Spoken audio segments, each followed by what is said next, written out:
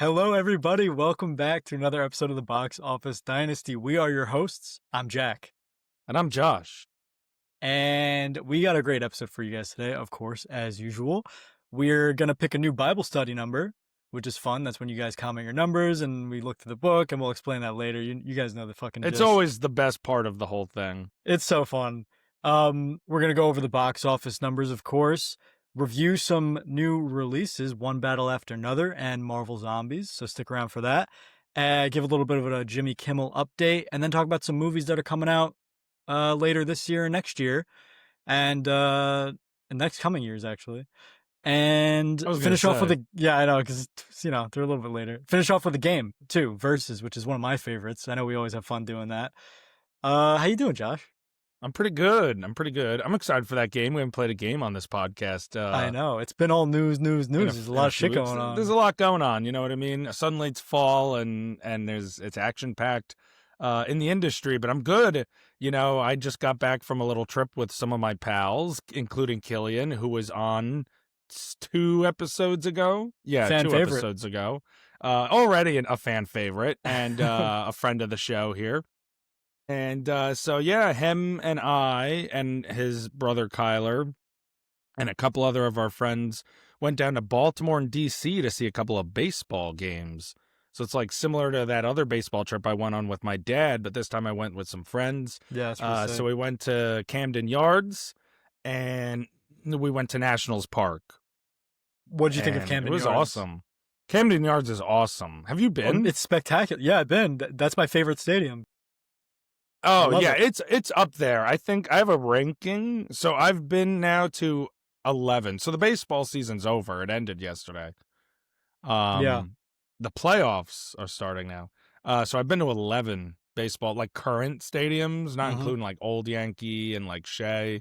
Right. And Oriole Park actually is 4th out of 11, which I still think is really good. Yeah. Because I think I've been to some really cool places. Yeah, I mean, Camden Yards is beautiful, man. Also, it's not super expensive. Like, the food and drinks there are pretty cheap. Where'd you sit when you went? I have no idea. I mean, pretty when did close. You go? Like, how long ago? 2 years ago. And you don't remember where you sat? Like, even relatively speaking? I want to say back right. I want to say right field. Oh, so, but like, what? Were you like lower or upper? We were low. We were in like the second section from the bottom. So did you see that like suite level where it was like all like nice down on the inside? Like instead of it being like an open concourse, it was like literally like nice walls with like pictures and everything. Dude, it was fucking nuts. It looked so sick. It. Oh, and, like, we didn't sit in like with a all box, but you mean when you walk around? Yeah, with all the marks and they had on like the floor for that's outside. Home runs hit.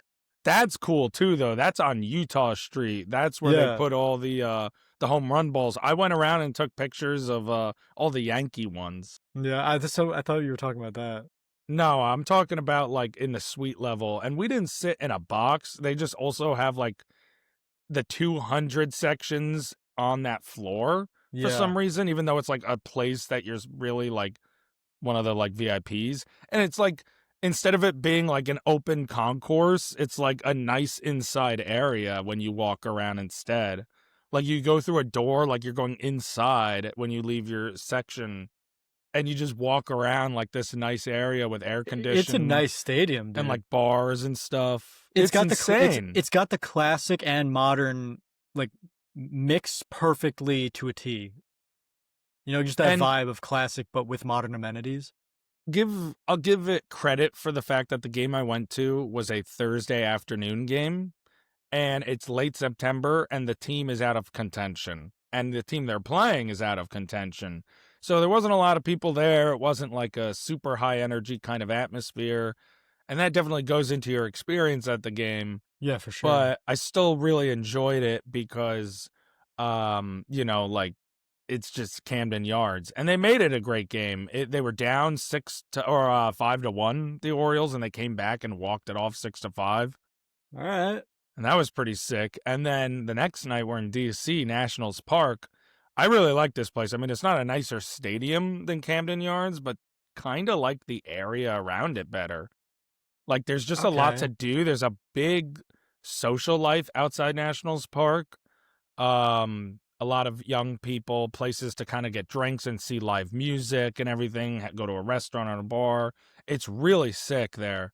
Um, and so we went, and the Nationals are also out of contention, and they're playing the White Sox, who are also out of So contention. these were all just kind of nothing games, but Right, but like, they made them great games. This one was even yeah. better than the Oriole game Oh, because nice, man. the White Sox took an 8-1 lead. And every game that I had been to on this trip, the home team had won. Except for when I went to that Yankee game before the Yankees lost, but that doesn't count. That wasn't a Yeah. trip. And so the Nationals went down 8-1, and I look over to my friends, including Killian, and I'm like, oh, I don't know. I think this is just too much of a deficit. I don't think they're going to overcome this. And they're like, no, they're going to do it. You have to believe in the power of you being at the game. And I was like, if they do, I'm buying a lottery ticket, like a Virginia lottery ticket tomorrow. And so then they start chipping away. And all of a sudden, next thing you know, it's 9-8 Nationals. Like a blink of an eye, they've taken the lead. Dude, I you're good luck cannot charm, man. believe what I've seen. These are two teams out of contention, Jack. Like, they are playing for nothing at this point. So it's They're bragging playing for rights. pride and putting on a hell of a show doing it. So did you buy a lottery ticket? No, because then they blew it and they lost 10-9. Oh shit. And that was the first time I saw on this trip a road team win. I've seen 2 White Sox victories this season, though. Damn, maybe you're the White Sox. Good luck charm then. Maybe I am, but I don't want to be.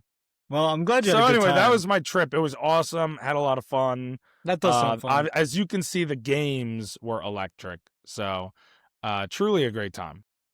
Speaking of sports, Mm. you had some news, sports-related news. I did. So we found out, actually, I think yesterday, before Sunday Night Football, that Bad Bunny is going to be the headliner at Super Bowl 60's halftime show in Santa Clara, California, next February. So, I thought that was like a really interesting choice, especially because Bad Bunny is not like touring in the United States for his international tour. And then he made this post. He was like, all right, maybe I'll do one US stop. He didn't, well, it had to do with like ice and everything. That was his whole like kind of explanation. He didn't Yeah, I want them kind of gotcha. camping out because it's Latin based music. He Right. is actually the first solo Latin male artist to headline the Super Bowl. I've never listened to his music, I don't think, ever. I mean, I like him. He's funny. He's great on SNL. But I don't know if I like or dislike his music. Do you think he has the music to run the Super Bowl? I don't know because I haven't listened to it either, really. Oh, okay. I figured you have. Do I look like I listen to Bad Bunny, really? Yeah, And you that's no actually look like disrespect his because exact demographic. I think he's very talented. Again, I even he is hosting SNL's season 51 premiere. He's hilarious. Actually, he's great. He's been in movies. Literally, he was in Bullet Train. He was in Happy Gilmore 2. He's in Caught Stealing. That's where I met him for 2 seconds. seconds. Yeah, there you go. On So set of Happy Gilmore. This is your buddy then. So you should This be is my glad buddy. that I walked past him. I said, hey, and he goes, hello. and you're like, hey, I think you're gonna headline Super Bowl. That's why I did say that to him. It was show next year. It was him coming out of the bathroom after he took a shit. I'm assuming he was coming out of the bathroom. That's where he made the decision to do it. Yeah, because that's where I was Right then going. and there. But no, I don't know about his music, but he has the popularity. I feel like he is one of the I feel like Bad Bunny is one of the hottest rising stars right now. And mostly also in music, but in acting too. That's what I was gonna say. He also draws people who like him for other reasons. Like, I'm excited to watch it because I like him as a personality. Right. And I don't know about his music at all. I think he'll make it into an entertaining show 100% for everyone because a lot of the music is probably not going to be in English. And I don't really care. I'm sure there's quite a demographic out there that will be very upset about that. But to me, it's more about if it's going to be entertaining, you know, and not just like weird Right. or boring. And not just him standing there, like, do some cool shit, like, you Right. know? It's like, what kind of set pieces can you put into it? Like, Yeah. or story can you tell? Like, there are people in the past who have really made it a performance That's my and a favorite part show. And of I the think, I think, Super Bowl I halftime. agree. Like, I think you should be able to balance that performance and show aspect. So, Yeah, I love just seeing what they're gonna do, what they're gonna wear, what they're gonna be, flying over. Like sometimes they just get on the yeah, wires and who start was flying it in the that, air. like Lady Gaga that came down from the top? Like, she, But like, came yeah, and down all Katy the way Perry from the did that sun. one year Yeah, where she, she like, was like rode in on the, whatever the like a hell it like a was, I don't know, shark or so some shit. yeah, there were, like, the sharks there and everything. Yeah, Lady That Gaga shit did was fly in crazy. from the top. Lady Gaga straight up came in from the fucking, like, roof of the whole thing. Yeah, so that's So gonna be cool. that'll be cool, that'll be next February. I mean, I loved the Kendrick Lamar one, but that was more because of the music, so this one, since I'm not as much of a music fan, we'll see. You know, I hopefully the liked show will. Usher's 2 years ago. I not because of Mm. the music though, because of the set. All the people are spinning around him on rollerblades and doing all cool Yeah, shit. see, I thought it was okay even. The whole thing was just kind of bland and forgettable to me. I didn't even Well, really I don't remember like his that until you music. just. Yeah, but it wasn't just that. Like, even the performance is what I'm saying. Like, I I thought feel it was like it pretty would. good I mean, I do think Usher in general was a weird choice to do in at for this point. Like, 2023, like or yeah. whatever it was. So I don't know. Um, Whatever. You know, I think Bad Bunny makes a lot more sense. It's a lot more. He's a lot more relevant. Yeah, I do too. So we'll see. I'm sure that means he'll put on a much more relevant and impactful show. I'm intrigued to see what inspires him. Are you ready to go to church? Cool. Well, let's do it. Let's pray. Let's Let's pray let's to pray the to Bible the study to to the the film gods. to the film gods, the film Bible. We got our film Bibles right here. Bring yours up, buddy. So basically, what we're gonna do is if you're new to this, which I'm assuming you're not, whoever's I listening to don't this, think you anyone you is. 100% know what we're doing already, but I'm gonna say it anyway quickly. You could just take Uh, if you really had wanted to, Jack. You could just take the one like clip and just repeat I you know. saying it week after week in I the could just hold final it up to my episode. mic and play it. You know what I mean? Um, Yeah, exactly. And like, give yourself a break. Go get a cup of coffee or yeah. something. So we have this New York Times book of movies. It's the essential 1,000 movies to see. And what we do is we ask you guys to comment numbers because each number goes to a random movie on this list. And we ask you guys to comment numbers and we put all our numbers into a random, spinning the wheel and we just spin it and we pick a random number and we have to watch and review that movie. And these are all New York Times says they're all good movies that we should watch. There's Pinocchio right there. We've seen Get Out. Last time we watched the Americanization of Emily. So we're going to spin the wheel and see what movie we're watching next time. You ready? I'm ready. Take Here the we spin, go. buddy. Let's Here do it. we go. So these are all numbers that you guys commented. And the winning number is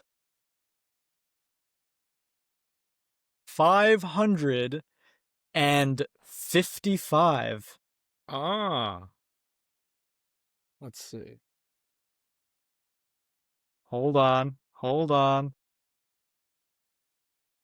555 is The Jazz Singer. Wow. 1927. Wow, this is going to be fun. We I were- haven't seen it, but this is going to be fun. We were one away from Jaws, which would have been hilarious. Yeah, that would have been because we just like talked about it, honestly. You just watched it. But I did, and we just honestly did. Yeah, that would have been fun to talk about too. But dude, like The Jazz Singer is going to be great because this is the film that ushered in sound for the first time. No way. Yeah, this is the first film that had sound ever. Oh, I've never even heard of this movie. So Yeah, so like in terms of like a little bit of a film history conversation, this is going to be Yeah. a great one. Oh, cool. All right, so looks like we're watching The Jazz Singer, and make sure you guys keep the comments rolling. Just comment random numbers, and we'll watch and review that movie. Thank you to whoever commented 555. Yes, That's sick. thank you. Please do. And in 2 episodes, like Jack said, we're going to review The Jazz Singer, the first film to ever feature sound. This is great. That's I'm actually cool. That's so important. pumped. I like it. I'm so pumped. This is going to be fun. So thank you to whoever commented that because this is going to be an interesting conversation Yeah, one that's a way or good one. another. Yeah, we'll see how we feel. We're always kind of, I don't know. I feel like my takes are a little hot with uh these film Bible movies. Dude, I think your takes are hot in every segment at this point. Like, Well, we'll just wait. Just wait till we talk today. I think we're gonna be on the same page. I think we'll be on a similar page. Okay. All right. Anyway, why don't we get into the page of box office numbers? Mm-hmm. That is an important Bring it to page, me. and I'm gonna read this to all of you. Give it to me. Give it to me This is right gonna be now. great. These are the box office numbers for the weekend of September 26th through the 28th, the last weekend before October. Ooh, spooky. Watch out. Well, I'm getting ready. Oh, I'm going to be very excited. You know, speaking of which, like in the near future, I really want to do a segment because you know what we haven't done in a while, Jack? And I Hmm. am live pitching, but it's not, whatever. Do Is it. we haven't done another ranking in a while. Like we did like an impromptu Spielberg ranking, but we haven't like Yeah. planned Yeah. one. I want to do like a top 10. And I know it's gonna be a little harder for you, but you can get creative with it. It doesn't have to just be horror. I want it to be straight up spooky season movies. So Okay. I already know what it my could be top horror three and would be. Halloween. You know what Yeah. I mean? Yeah. Yeah. Because there's some good ones that I actually really enjoy. Right. So like in a few weeks, we definitely should do like a good. I was thinking about that. I was like, man, with that coming up, I love Halloween and spooky season is one of my favorites. And the month of October, I always pretty much just watch like Halloween or horror kind of films unless it's a new release. Oh, I'm very excited. But I Yeah. just wanted to live pitch that. I like it. Stay tuned for the next couple episodes, guys. Maybe we'll get that. Meanwhile, the box office numbers for the weekend of September 26th through the 28th. We're not done with September just yet. In fifth place, folks, coming in its third weekend, making $4.8 million, Demon Slayer, Kimetsu no Yaiba, the movie Infinity Castle. I've gotten pretty good at saying it, I think, at this point. You know what's funny is that someone commented on our TikTok about this movie, and they said, I don't know if this is true, I didn't fact check them, that Kunetsu Yaiba, whatever you just said, is how you say Infinity Castle in Japanese. So you're just saying Infinity Castle, Infinity Yeah, but I'm just Castle. reading what it says. So. Yeah. No, I know. They were just like, there's no If reason to that's say what it both of them. Oh, all right. Because Well, it's if that's Infinity what Castle, Infinity Castle. I don't know. I don't speak. I know. That's why it's funny. If that's true, that's you know, hilarious because you're just repeating I'm the same just- thing. Blame it on Box Office Mojo via IMDb because they're the ones who just going by the book, folks. You're monolingual, so that's your fault. So are you. What are you talking about? What other Hey, language do man. you speak? It's fucking whatever language I want, bitch. Shut All up. right. Go. Anyway, yeah, you couldn't think of anything funnier on the I spot. couldn't think of That's anything why- funny. Ugh. In fourth place in its opening weekend, while Jack ponders that, making $5.9 million is The Strangers Chapter 2, that sequel to that first Strangers movie, that horror. Speaking of horror, it's a horror franchise. I never saw the first one. It actually doesn't look that good. I heard it was terrible. But I've seen the trailer for the second one a couple times while waiting to watch another movie. That's about the extent of that. In third place, in its fourth weekend of release, making $6.8 million, another horror movie, this one doing a lot better, The Conjuring Last Rites. A little update since we talked about this box office at one point. It is at almost $436 million worldwide now. So that's really good for this franchise. In second place, in its opening weekend of release, making $13.7 million, Jack's favorite movie of the year, Gabby's Dollhouse, the movie. What the fuck did you just say? I know that is your favorite movie that's come out this year. Yeah, but don't tell the audience. That's embarrassing. But you told me that you were going to talk about it in your seesaw today. That's true. So I just thought I would go ahead and rip the Band-Aid off for you to help Thanks, you out. buddy. What is it called? Gabby's Dollhouse? Gabby's Dollhouse, the movie. It says, Gabby and Grandma Gigi's road trip takes an unexpected turn when Gabby's prized dollhouse ends up with eccentric cat lady Vera. Gabby embarks on an adventure to reunite the Gabby cats, oh my god, and retrieve her beloved dollhouse before it's too late. This was second on the box office. How was that? I never even heard of this in my life. Neither have I. It's obviously a kid's movie. Yeah, but Um, still, I see those it's an advertised, like international movie as well, I think. But it did finish. Well, no, it's not. It was just released by Universal Pictures International. This is obviously domestic, but mm, alright, maybe it just didn't get much advertising here. maybe. I don't know that that's really your algorithm, Gabby's Dollhouse. We were gonna go see that together. I know you, but now we can't. We were gonna drive like 2 hours to see each other just to see this movie. Now, Yeah, we were so hyped. all right, obviously, I'm just gonna jump the gun and say One Battle After Another got first place. But can you imagine if Gabby's Dollhouse somehow fucking beat out Well, how One close Battle is After? it? Well, closer than you would maybe think, but not Yeah, like close enough. okay. So in its opening weekend, One Battle After Another made $22.4 million domestically. So Yeah, not no surprise there. even $10 million more than Gabby's Dollhouse, though. Yeah, no, I mean, no surprise that that topped it. It Yeah. is surprising that Gabby's Dollhouse is number 2, but Well, all right. So, and we're going to talk about the movie in a little bit after we finish up this, it'll kind of blend into it anyway. But yeah. let's quickly get into the financial side of things for this movie first while we're in this segment. $22.4 million domestically. It made 48.5 internationally, like all worldwide, in its opening weekend. That's obviously not that great. The film's budget was $130 million. That doesn't include the 70 million to market the film, which, and Jeez. we'll talk a little bit about whether or not that was done well. It needs $300 million internationally to break even. So the good news is that the ratings and reviews for this movie have been off the motherfucking charts. Um, and I like that word of mouth Yeah. can definitely help carry it to a better kind of landing spot for its overall grossing total. Because listen to these overall like ratings across the board, and this is not our opinions yet. This is everyone else. It got a 4.5 out of 5 average on Letterboxd, which is high. It's very good. 96% critic score on Rotten Tomatoes, an 85% audience, an 8.5 out of 10 average on IMDb, a 4 out of 4 on RogerEbert.com, a 95 Metacritic score, a rare A cinema score, and even IGN, who we all know has some very questionable and awful takes, gave this a 10 out of 10. So this film is getting absolute praise across the board. It will be a sure player in the awards this season. 100%. It's also number 26 on Letterboxd's top 250 narrative feature films list. There you go. There Number you go. 26, which is insane.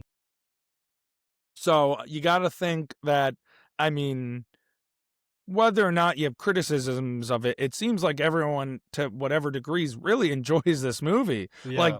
this is a strong film all across the board and is going to, have strong legs. I mean, next week, The Smashing Machine comes out, the new Benny Safdie film starring Dwayne "The Rock" Johnson. That's definitely going to be a contender for the number one box office, but I'm predicting that One Battle After Another is going to stay number one next week. We will see, but I don't think The Smashing Machine is going to smash to number one. I think One Battle After Another will have enough of that kind of word of mouth to I think you're maintain right. first. I may look like a fool this time next week, but that's my hot take or my hot prediction. I think you're right, but I also do think, I mean, just quickly, the Smashing Machine marketing is way better than One Battle After Another, so I don't know. Yeah, I don't know about way better, but it's just because I wouldn't say they're doing a lot to market it, but they're just they're marketing it better, like in terms of getting an understanding of what kind of film you're gonna see. Yeah, and getting it to audiences and making sure that they Yes. know what's going on. But before we close this out, Jack, there's another perspective to look at this. Okay. Paul Thomas Anderson's highest grossing film of all time is There Will Be Blood, which only made $76 million worldwide through its entire run. Shout out Brandon. Um, that's not a lot. It didn't even barely made $750 million. Yeah, that's bad. So the point being is that PTA has never really delivered a box office hit, but all of his movies, or nearly all of his movies, have gotten great praise, and One Battle After Another is so far, at least across the board, his best movie in terms of ratings and reviews. Yeah, it's above. It's number 26 on Letterboxd Top 250, and I think There Will Be Blood is like number 31 or something. Right. And for the fact, so this is what I want to say about that perspective. If There Will Be Blood made $76 million worldwide in its entire run, and One Battle After Another is already at 48 and a half in one Yeah, weekend, it's topping that. it's going to top it, you know?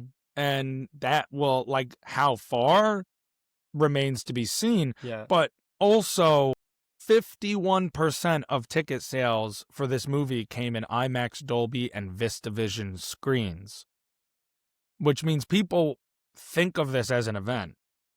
Yeah, and PTA doesn't bring in the checks like Christopher Nolan, but he brings in the ratings.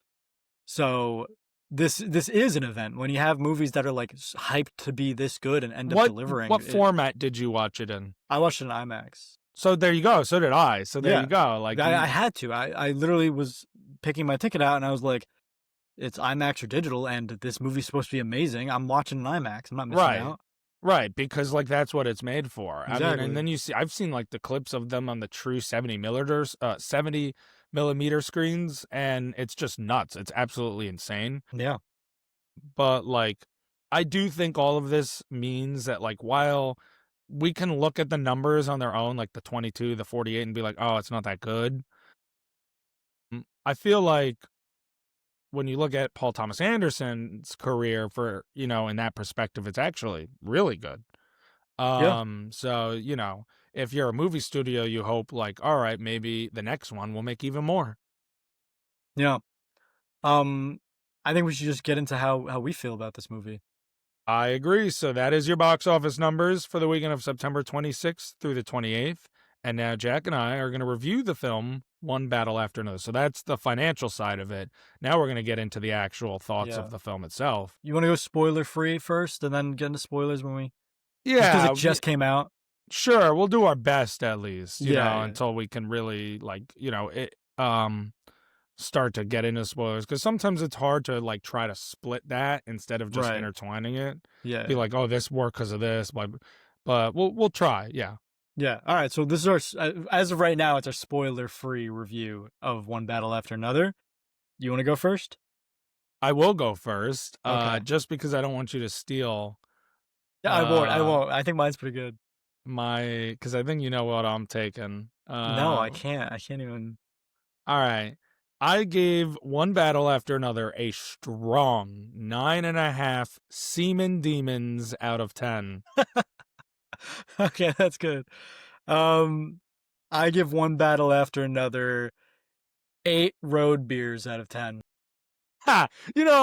There was one review that was like, "This is the most pro drinking and driving movie I've ever seen." There were like, so many scenes about drinking and driving. The scene when they're like when the sensei Benicio and Leonardo DiCaprio are drinking the beers and they're getting like pulled over. Yeah, and he's like, they're like, "Oh man, like put that down." And then as the cops are gonna pull him over, they keep trying to drink the beer. There's a scene at the beginning that.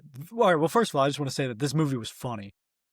This movie was very funny. This movie is very funny. And there was, speaking of this drunk driving scenes in this movie, right at the beginning, the daughter's asking, like, where were you last night? And he's like, I was at the bar. And she's like, oh, how'd you get home? He's like, my car. He's like, what do you think? I don't know how to drink and drive? And that was so funny. He's like, I know how to drink and drive, sweetie. I'm an adult. Yeah. I'm an adult. I can drink and drive. Yeah, that was really good. Yeah, it was funny. I really enjoyed it. That's gonna I guess that's a good place to start. I have like when I talk about this on the podcast, sometimes I like to go through my letterbox because I put all my thoughts there basically. Yeah. All right. This is a good place to start. I think this is such a well-written film.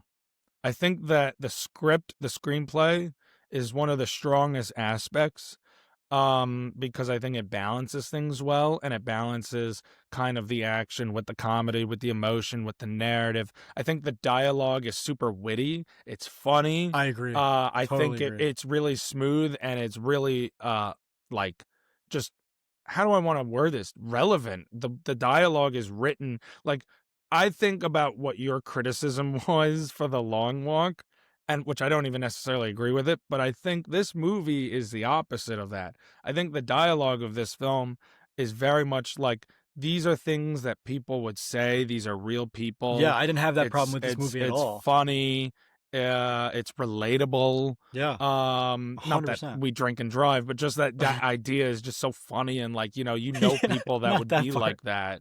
Yeah. But like, you would know people in real life that would be like Yeah, that, it's and funny. that's what's funny. But at the same time, the story that we're being told here is um, very nuanced and entertaining. And that's what I think is so cool, is that we're getting such a really like deep story here that, and I'll put a little bit of the pedal, like, of the brake, I mean, like, on what the story's about for a moment, but like, we're getting a great story, and it's also a really entertaining ride. And so that's Yeah. why I think the screenplay is so strong. Yeah, I mean, you clearly loved it. I thought it was really good. I only gave it an 8. Um, I thought it was great. Yeah, I agree that the script was fantastic. I thought the dialogue was great. I didn't have a single dialogue complaint like I did last time we watched the movie with The Long Walk. You're totally right. It's very relatable. Uh, Sean Penn was fantastic. Leo's always great. I haven't seen a lot of Sean Penn movies. Sean Penn fucking killed it, and he was in the movie a lot more than I expected him to be. You know, because he's not really doing any of the Well, he's really taking on the villainous role. yeah, but he's not doing any of the press. Like Benicio del Toro's not in the movie as much as he was kind of. I figured he would be because he's. No, that's not true. I feel like, to be honest, I've seen a lot of Sean Penn. I must I be feel looking at the like, wrong stuff because I haven't seen him you once. know who I haven't seen do a lot of press for this movie is Regina Hall. I feel like she's Who the is that? one, she's Deandra. And Who's Deandra? she's the one who saved, well, now we're Oh, fucking, that one though. Yeah, yeah, I know who you're I talking about. can't. Come on, man. Yeah. Well, I I don't know stopped. their names. Save who? Oh, we'll find out in the spoiler section. Yeah, yeah, But she was in a lot of the scary movies. Have you ever seen the scary movies? yeah. I've seen one of them. She's I knew all the she way looked familiar. through. She's in the first four.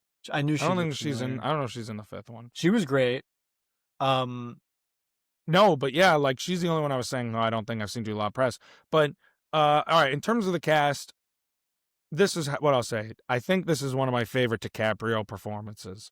I don't know if I'd say number one, but it's one of them it's one of his because funniest. it's hilarious. And I really think that we are seeing the greatest run of his performances that we're going to see in his entire career. Like, I think he's in the best era right now of his Ooh. career. Okay, that's Um, actually. so when I'm talking about that, I mean One Battle After Another, I mean Killers of the Flower Moon, and I mean Once Upon a Time in Hollywood. I think that this stretch, and even you got like Don't Look Up in there. I know people are like kind of contentious about that film, but that was a really passionate performance for him because the environment is something he cares deeply about, and I think he is putting in a really good performance in that movie. It may not necessarily be the other three, but I'll still shout it out. But those other three, like, I think he's on a run here. He's also like, those three are, you got Tarantino, Scorsese, and PTA. Like, you're working with some of the greatest filmmakers.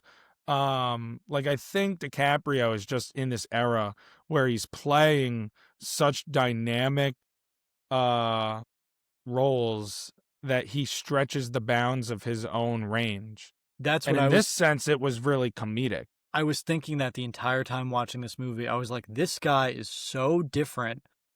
You know, the acting wise, but also physically, he looks different in every role he's in. I mean, he's the complete opposite of like people always make fun of like Ryan Reynolds or Dwayne Johnson. Maybe not Dwayne Johnson after Smashing Machine, but Dwayne Johnson and Ryan Reynolds are the same guy in every movie. They just play themselves. Leo is the opposite. He is so different in every single movie, and he's great in every single movie. But this one was a standout. This one was great. I truly think Bob Ferguson is the most relatable character that he's ever played. and maybe in a little bit of ways closest, some not the closest to Leo himself. That might actually be Don't Look Up, but there is some of Leo in that performance. Like I just really think that this one, like I think it's easy for this to just be considered like, oh yeah, another DiCaprio, like Leo doing Leo things. But to me, it was a special one, and just because there's a more of a comedic element doesn't take away from that. Yeah, I totally agree. Um, Moving down, Chase Infinity. I want to talk about Chase Infinity with you, man. Oh, well, yeah, for sure. That is a it's Chase Infinity Payne is her full name. Still So I sick. That think still I think counts. Infinity is probably her like middle name. Yeah, that still counts. That's a cool name. Yeah. So Chase Infinity. First of all, yeah, that probably is the coolest name in Hollywood now. Yeah. Um, but no, she this is like the year of the breakout role when you think about it. Because first you had Miles Catan in Sinners, who is like one of the stars of that movie. Now you have Chase Infinity here, and one battle after another, one of the stars of this one. And that's not even including the kid from Weapons, who was great as well. Right. So like Willa is such a like heartbeat, the pulse of this whole movie. And kind of like that performance is what ties a lot of the thematic elements that we're going to get to in the spoiler section in a few minutes. And she's great. And I'm so, so excited to see what she does. Yeah, she was great. Oh, the only thing that I have left to say before we get into spoilers, I don't know if you have any more, uh, is why I'm at an 8. I just felt that it was too long, and I felt the runtime, which I don't. There's long movies where you don't feel the runtime and you're like, damn, this is over already. And I did feel the runtime in this, and it brought me down a bit because I was just kind of waiting for it to end at points. And then it brought me back. There was a lot of points there was like a slow, and then it brings you back. But there were a lot of points where I'm like, holy shit, there's still an hour left. And then I forget about it because there's some cool shit happens. And then, oh my God, there's another 45 minutes left. And then, oh, I forget about it. And I did feel the runtime quite a bit throughout it. I mean that's fair for I can't argue that when it's a long movie, but I just don't agree. I think it was like I said paced super well. I think part of that is the strong screenplay, but to kind of go beyond that, um I really think that there was a lot of cool action pieces, like set pieces for the action here. And just like it kind of felt like for me from the very start PTA kind of just pulled you into this story and it just had this consistent, like almost rhythm to it, like almost like a drum beat. And like it really was percussive in that sense. Like you kept going throughout. And yes, it's 2 hours and 42 minutes long, but like I didn't feel that runtime. Like it just felt like we were getting parts of the story. And I do obviously have a criticism that I'm going to get to in the spoiler section, as to why I'm not at a 10 out of 10 like some other people might be. But that's not to say that I don't think that this wasn't working for me pretty much the entire time. And that I was constantly being entertained. And even if we were slowing down a bit, there was still that kind of percussive element that it was like, we're chugging along and this is working and there's a lot of different parts at play and this is all a very Yeah. big film. And I was with it. I never was bored. No, Never. I get that. I may you might disagree with this, but I do think that the first half of the movie was, I don't want to say significantly, but it was a lot better than the second half. Like I don't I even say I read your Letterboxd review. I yeah, was because sad I didn't think you read mine, but I didn't, because I didn't want to know all your details. I want to all talk right, about it no, for the first actually time. that's valid. Yeah, But yours is like just it like was one2 seconds. line, Yeah, so it's like, it just pops up. But um, you know, I would I actually do think I enjoyed the first half more, but I wouldn't yeah. say by a lot or by significantly. Because I only started feeling the runtime in the second half after the first initial like escape. But it's kind of like the whole first half is the first initial escape. That was the best sequence in the whole movie for me. Um, when he's on the phone talking, he's like, "What the fuck? Like, I need the code." That whole thing, like that whole sequence Yeah. of him escaping was awesome. And then I think right after that, I was just like, I was starting to feel it, and I was like, okay, now we're getting slower, and we're getting kind of Yeah, boring me a little bit. that wasn't for me personally. That's not the All right, experience I that's had. fair. For me, I felt like it was going the whole time. And like I said, me enjoying the first half more than the second half is more due to the criticism that I have than anything that the movie was actually doing, that like it wasn't like significantly like less entertaining to me, is All what I'm right, trying to say. you want to just get into spoilers so you can talk I, about it? I would like to, yes. All right, so this is spoilers ahead for Paul Thomas Anderson's One Battle After Another. Well, I don't want to just say what was wrong. I think in order for me to talk about what was wrong with the movie, we need to talk a little bit about what the movie's about and what's going on in the movie. Okay. So obviously, like, you talk about the beginning. At the beginning, what we're seeing, we're introduced to the French 75. And basically, the French 75 is this kind of group of revolutionaries who are fighting the police force in this kind of like, just, Like hyper border control. realistic dystopian kind of version of America. Yeah, that's like a border control kind of like police task force. Like, I do like to describe it as more of a hyper realistic version of America, but also at the same time, I don't I know, not mean, I've maybe never been not. down there. That could be very accurate.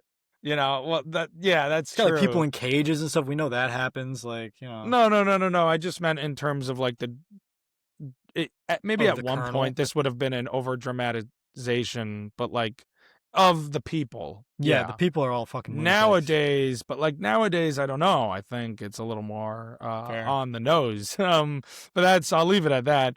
Um, anyway, so like you know, I think that this is a really radical political thriller for a major studio to release, especially at this time, because of the content of its nature. And I think you're seeing a lot of films that are about this idea. So, like, again, basically, I don't, hold on, I'm jumping the gun.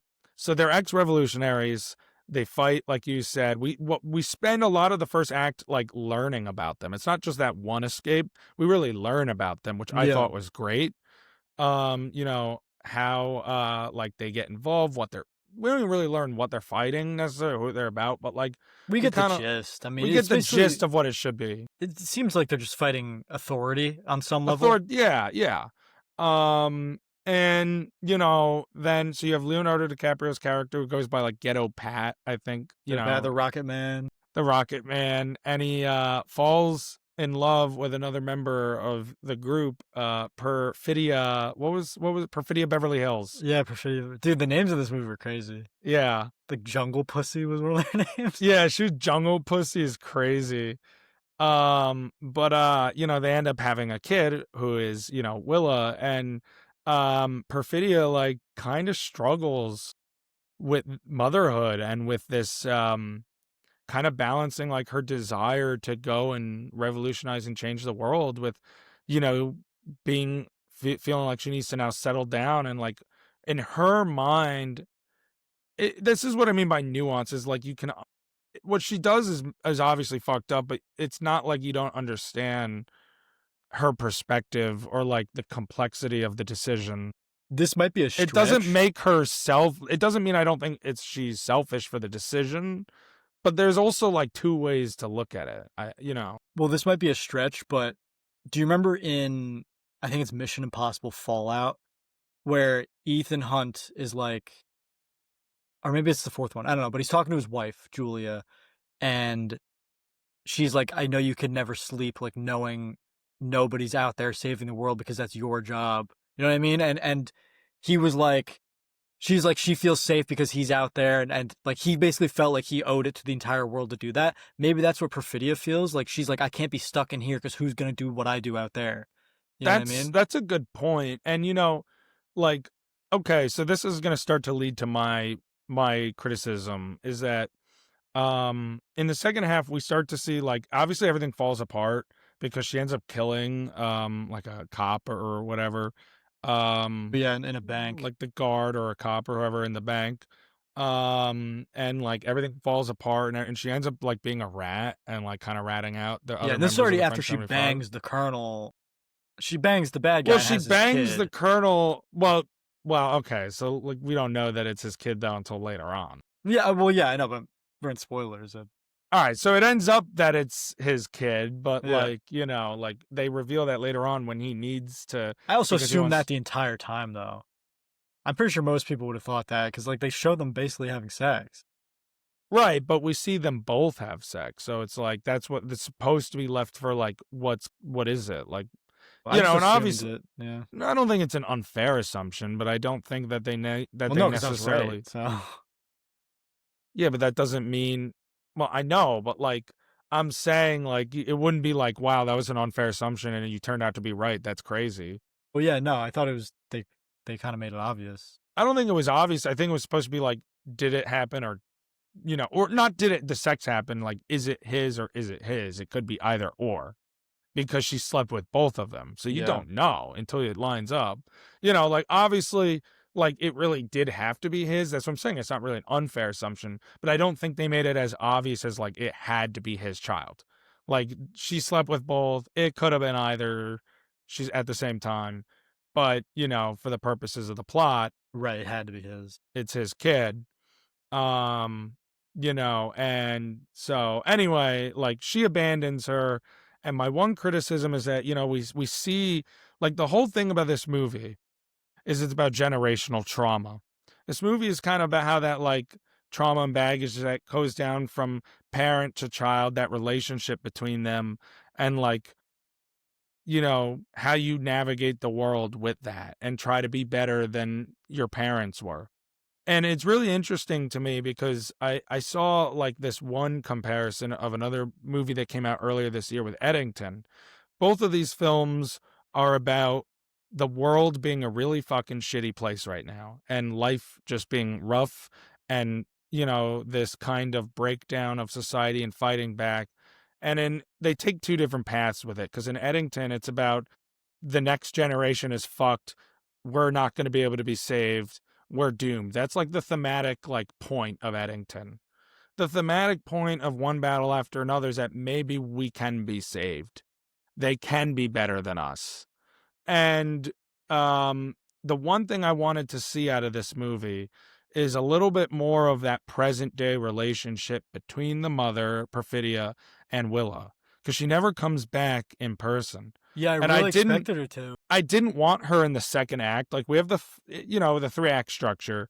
The first act is everything with the French 75 and the relationship between, Bob and Perfidia. And then the second act is obviously everything like present day with Will and Bob before the whole capture and everything. And the third act, I thought she would come back in some That's capacity. what I thought. It never really happens.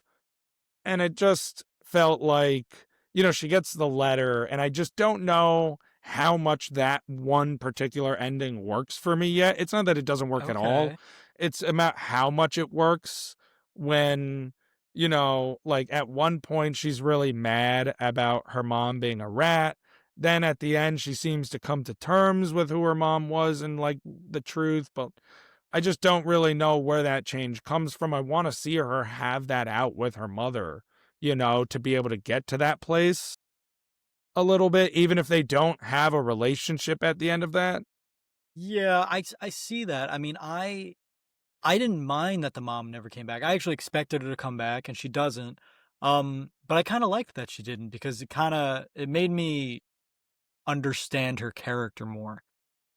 You know, I the But then whole I don't movie like that she's she writes back and she's just like some of the things she said in the letter, then I think is what I have a problem with then. Because that I it's could like, see because it's like if you're not going to it's come like, back, why'd you do that? You I know? don't mind her being like, I'm sorry I abandoned you and I just hope you're better than I am. And Yeah, her that being makes like, sense. and I don't even mind her being like, I've always thought about you, but it's just like, where's that letter been? Like, and like, if he just got it, why now? And like, I just don't, it just felt like it wasn't explained. The letter itself then should have been introduced earlier in the story so that way it had a bigger impact at the end. I don't remember ever being told about this letter, and then all of a sudden he had a letter for her. Yeah, I'm not gonna lie, the letter's kind of forgettable too, being like shoved in the last 2 minutes because I've totally forgot most of the stuff she said in it until Well, you just reminded me. yeah, she was like, like, how are you? Have you found love? Like, do you I want to didn't, change the world like I did? I And didn't like that when. stuff is like, I'm sorry, what were you saying? Well, I didn't like the part when she said, "I wake up every day and I think about you." I thought like that made no Well, sense that's for the what I character mean. they Like, built up.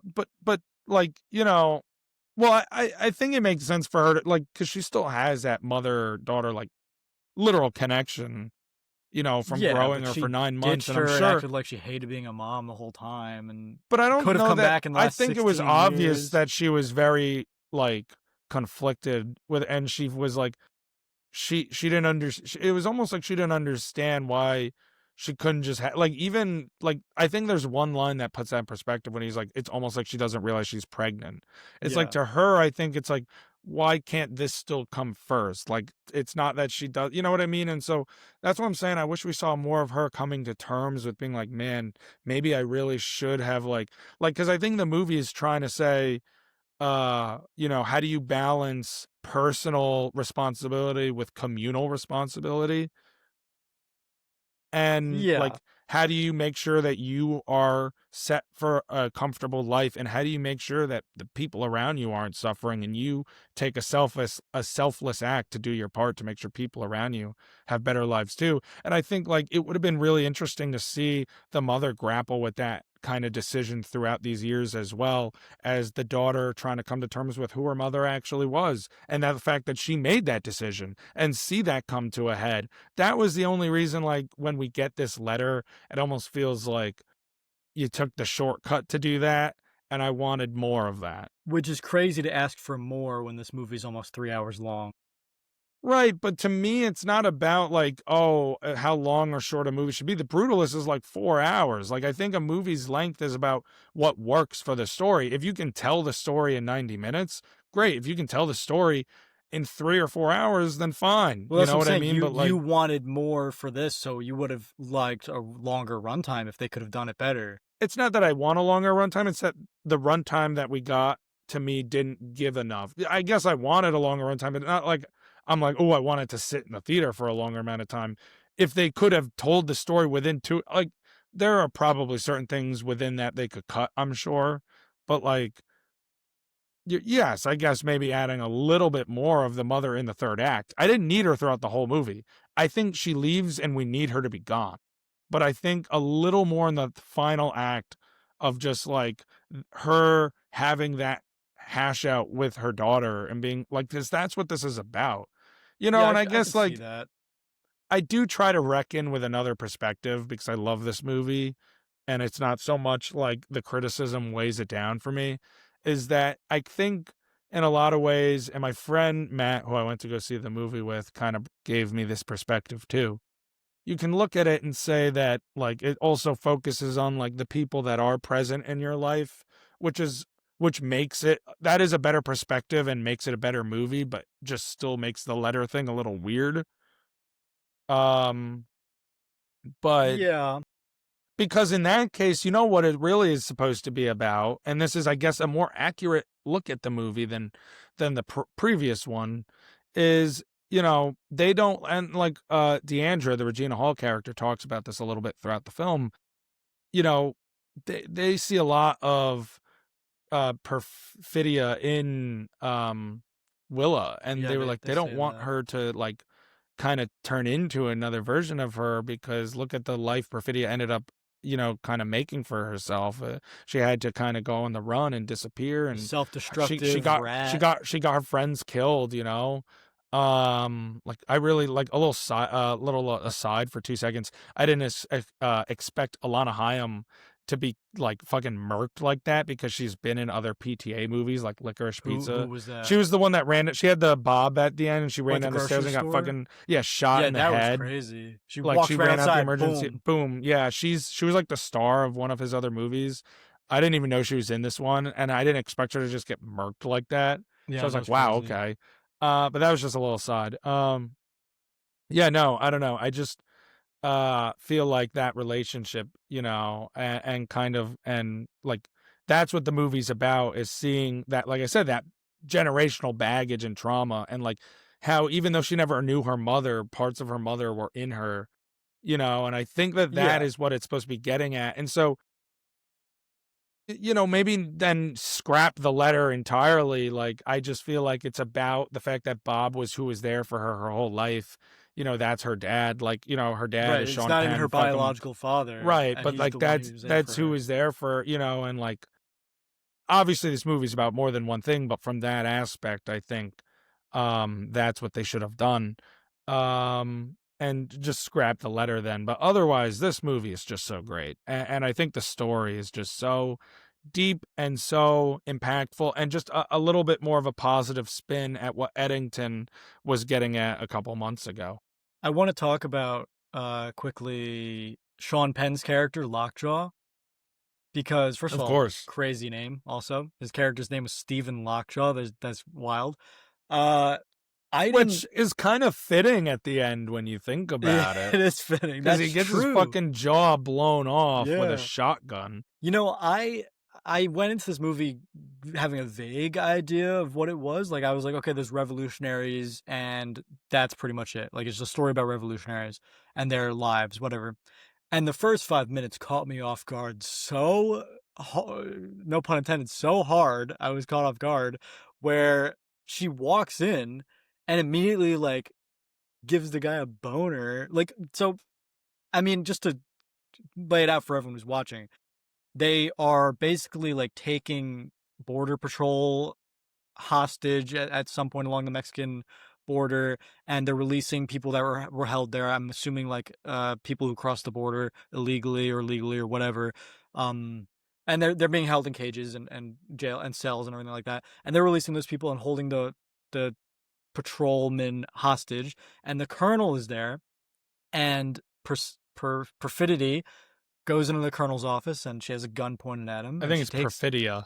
Perfidia goes into the It's colonel's okay. I office. fucked up the long walk name, so Yeah, it it's fine. happens. I'm gonna fuck it up again. I'm not gonna remember Perfidia. She goes to the colonel and she has a gun to his head. She takes his hat and she's like wearing his hat and she says stand up or she says get up and then he's about to stand. She goes no, get up and she like looks at his dick and then like it skips to something and then it goes back and he's just got like a fat Yeah, boner. she like get it, and then she goes get it up. She's like, Yeah, "That's right." She's like, "Get it up." and he just got like a fat boner and like then she leaves and she makes him go outside with his boner and like walk around or whatever. And then she leaves. And then like a couple scenes later, he's like following her, jerking off her ass. And then he's talking about how he loves black girls. And I did not think that that was the way the movie was going to be. That was just that caught me off guard. I don't know how you felt like immediately seeing that. Was you I like, what the mean, fuck? I'm not necessarily surprised based on other Paul Thomas Anderson movies. This Boogie is an Nights is intro one of for the most. me. So, This is your first Paul Thomas Anderson movie?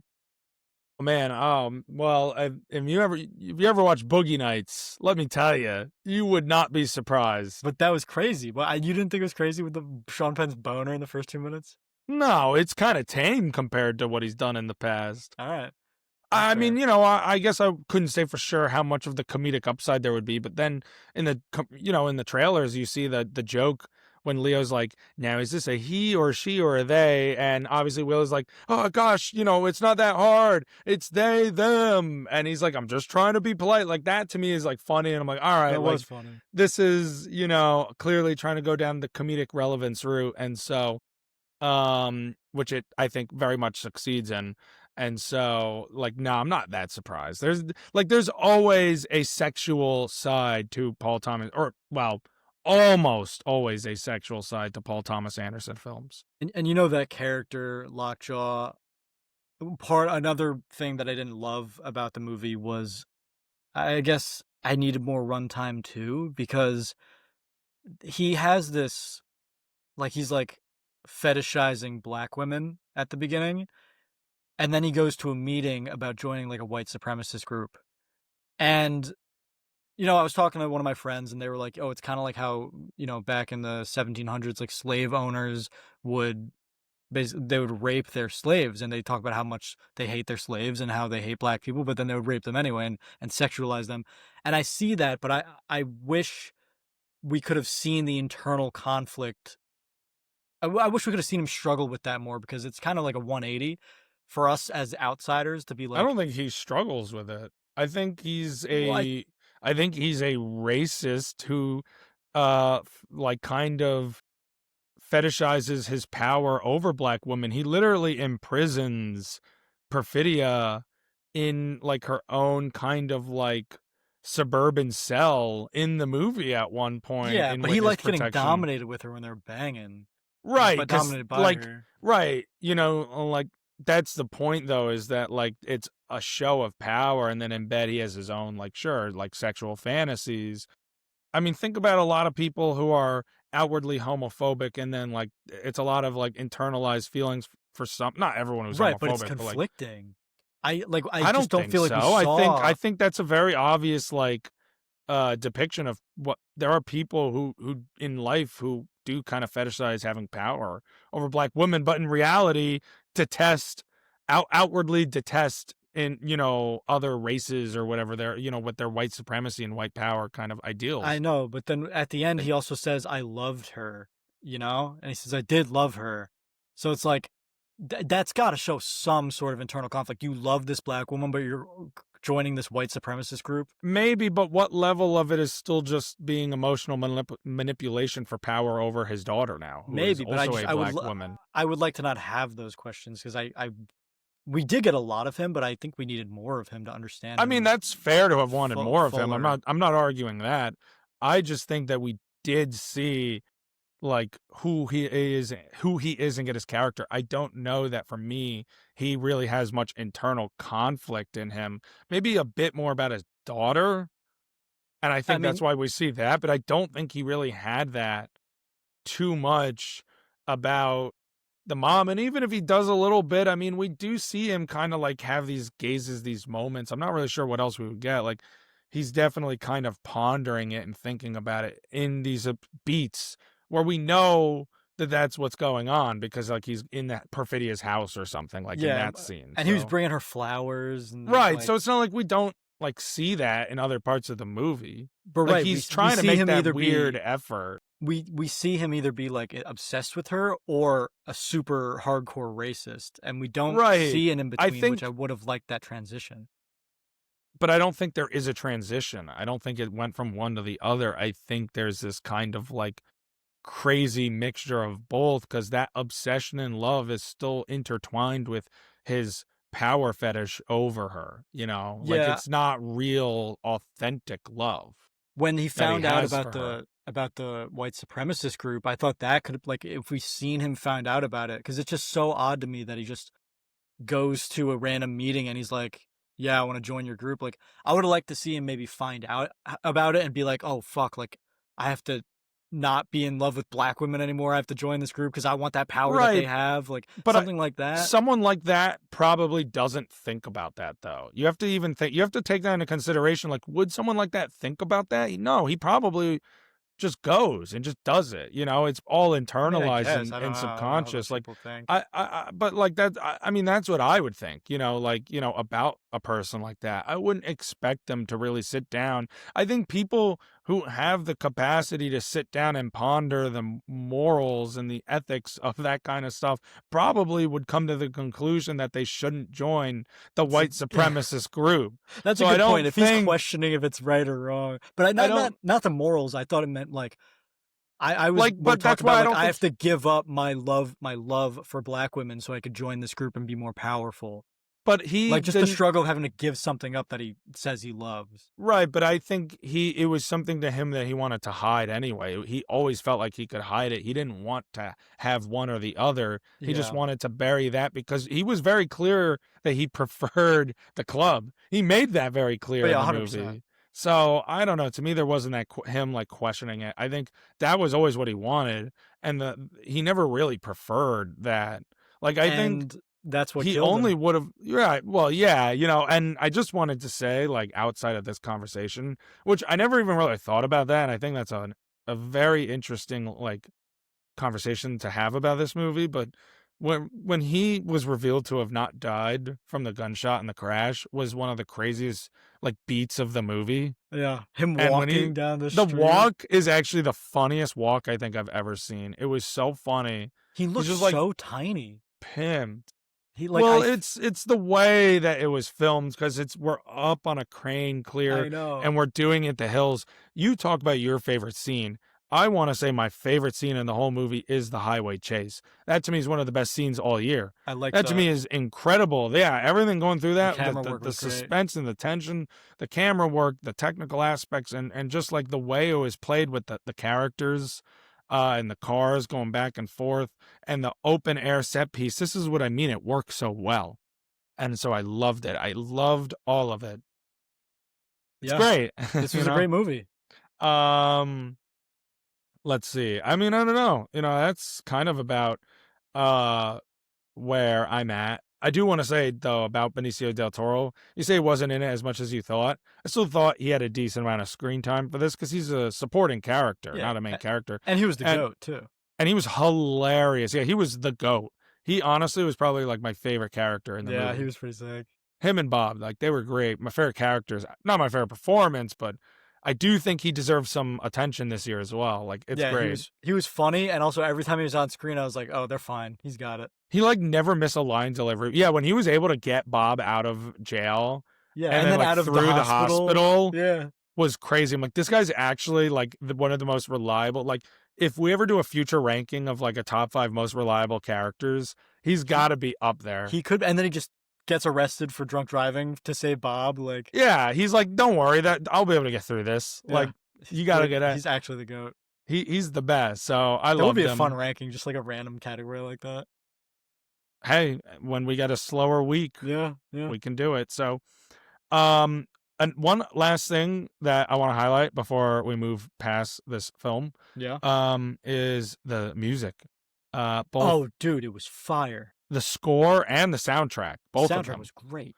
was fantastic. And I truly think that, at least, I don't know if there was any original songs written for this movie. I can't think off the top of my head, but I do think the score is a shoo-in Johnny Greenwood for a nomination at the Oscars this year because it's great. And I've been listening to both the soundtrack and score since I saw the movie a couple Don't days ago. remember watching it and noticing the score too much, but oh no, you know Go what? go on Spotify and listen to it. Just trust me. Listen The to like the main slower, theme. like this, like like that Well, one that's yeah, like, well, that's during the chase too, yeah, where you're that hearing one's stuff like that. great. But let's But go listen to the main theme and the like soundtrack tonight. was spectacular. Yeah, for sure. But Every like time a song came out, I was like, definitely, oh, this is a banger. yeah, it's Every great. time. There's great vibes.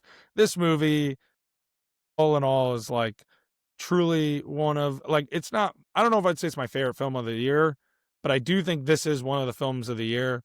You know, it will win one award after another. Like Yeah, it'll be this good. is great, and this is like, and on my ranking for PTA, I haven't seen all his movies, but of the movies I've seen, it's currently number 3. Okay, I it's only, number one for me. So I only, wow, okay, wow, really? What's above and below it? Oh, well, above. What's nothing's below above it? it, dumbass. What's your number 0? Number two, is TBD. The only movies I have above One Battle After Another is Boogie Nights and There Will Be Blood. Yeah, I So, figured. but this was fantastic nonetheless, and I think everyone should go support it because you heard us talking in the box office number section. I mean, it's doing great for a PTA movie, but not great overall. So please go out to the theater and support this movie. I may go see it one more time if I have time. Not sure about that, but like I would like to, Yeah, So, if you haven't seen it yet, go see it. Like, I mean, if you got a couple hours to kill, this is the perfect. I mean, it was good. It was a good time. well, I do believe, Jack, you wanted to tell us a little bit about the new show Marvel Zombies, which we're talking about spooky season. This is just in time. Yeah, this was actually supposed to come out, I think, next week. And then it actually dropped last week, so it came out earlier than expected. Marvel Zombies. I had a good time watching it. It was fun. I gave it probably around an 8 out of 10. It's on the higher half of Marvel projects, and it was just a good time. It's a continuation of the What If episode, and it's like that universe, and it's 4 40-minute episodes, so it's basically like a long movie. Um, I don't really have much to say about it. I mean, it was just good. Like, I How many? recommend Wait, how many episodes? I'm just sorry. 4. Yeah, okay. I think it was quick. It was fun. The best part about it is that it focuses on characters we haven't seen since their original movie, like all the Phase 4 and 5 characters. It focuses on Miss Marvel, Kate Bishop, Riri Williams, Shang-Chi, Aquafina's character, whatever the fuck her name is, Jimmy Woo, I'm trying to think who else, Red Guardian, Yelena, And there's so many characters that just show up. They're like, damn, like Zemo was in it, and that was cool to see Zemo again. Well, that's John pretty cool. Walker. Yeah. Wait, are they like voice or like what? How's the voice Yeah, working? all the Like voice actors are the original. original. Wow, Yeah, that's pretty cool. Icarus is in it. One of the coolest scenes is I don't want to. I'm getting into spoilers for Marvel Zombies. Do you care? Okay, there's a I cool might watch scene it, but I don't care if you in the spoil it. first episode. So basically, everyone's infected. The whole world. It's 5 years after the original outbreak, which we saw in What If. It's 5 years after that. The whole thing started with Janet Van Dyne bringing a quantum virus. Uh, and it's 5 years later. It's focusing on Kamala Khan. She's like the main person in Miss Marvel. And as her, Kate Bishop, and Riri Williams are trying to get to a shield base in Ohio, they see the storm clashing overhead. They're like, what is that? What is that? It's zombie Captain Marvel fighting Icarus. He's not a zombie, he's regular Icarus, and he's containing her. They've been fighting nonstop for 5 years straight because he doesn't want the spread of the virus through Captain Marvel because she's unbeatable.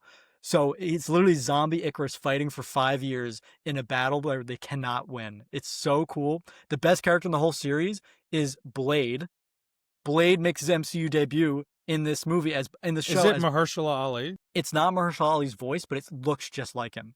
So they based it off of him. It's Yeah, but Blade Knight. So Oscar that's Isaac's cool. But Moon Knight died apparently, and Khonshu has Blade as his avatar. It's yeah, very cool. that's cool. That is a really cool concept to see like play out actually, and not Yeah, just it's like very think cool. of it. It's sick. Namor was a zombie. You see Namor in it, sick. And the whole thing is basically Scarlet Witch, zombie Scarlet Witch is like trying to take over the universe. But there's so many twists and turns. Like I'm not gonna spoil those for you. That the twists are actually fucking fantastic. The humor sucks.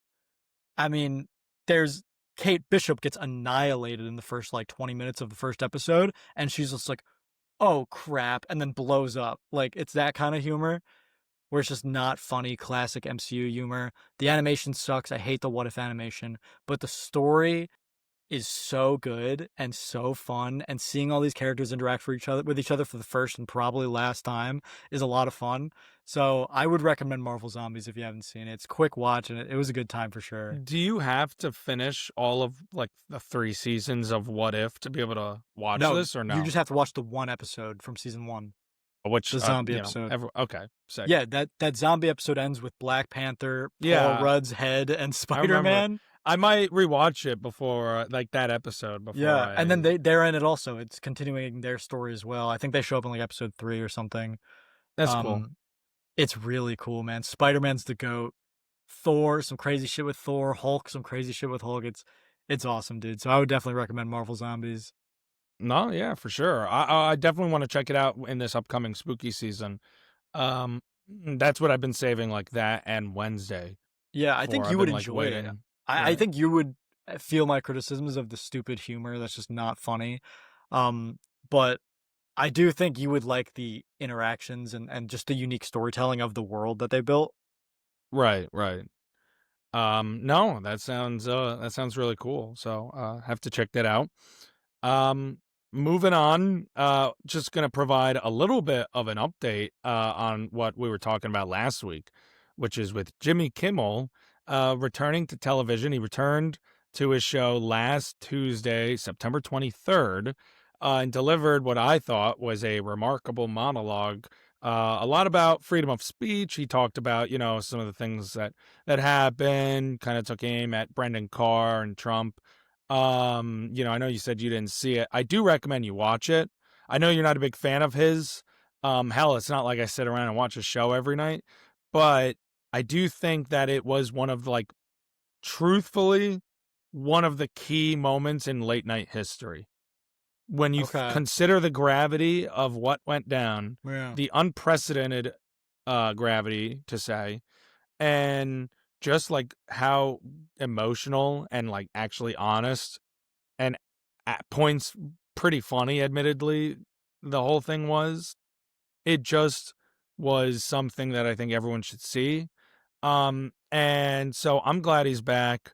And to just like tell you, it maybe you didn't see it. A lot of people did. The show, the night it aired live, not live, but like the night it aired, like of its taping, drew 6.2 million viewers despite the fact that it was still blacked out by Nexstar and Sinclair in 20% of the country. The monologue added 21 million more views on YouTube, and that's just to this point. Damn. None of this includes the streaming numbers on Disney Plus and ABC's apps for the Jimmy Kimmel Live show as well. When you put these numbers into perspective, Jimmy Kimmel had been averaging 1.6 million viewers in the September 24 to May 25 television season. So this kind of backfired on the administration when you think about when they say the ratings were bad, no one was watching the show, because you kind of just gave this show a whole boost all of a sudden. Yeah, the support is out there. All of a sudden, everybody's talking about it and everybody's watching it.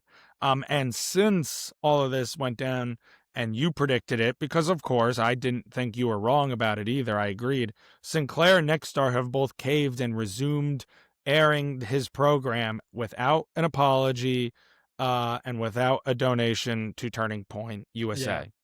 So I could be a little bitch and give in. I mean, Trump was pretty pissed. He went to Truth Social and was like bitching that he was going to sue ABC. And you know what? To be honest, I wouldn't be surprised if his dumbass tries to take legal action. I don't know what possible legal action. I mean, but like, I wouldn't be surprised. I mean, I don't know if you saw this quick nugget of news while we're on our lovely commander in chief.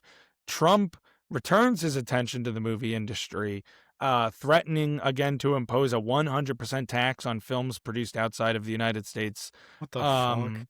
Which everyone is left wondering, can he really do that? How would that look? Where can he even put the tax on, like, production costs or different things like studios, marketing? I don't know how he would even necessarily make that work. It would probably have to be more of the theatrical cuts.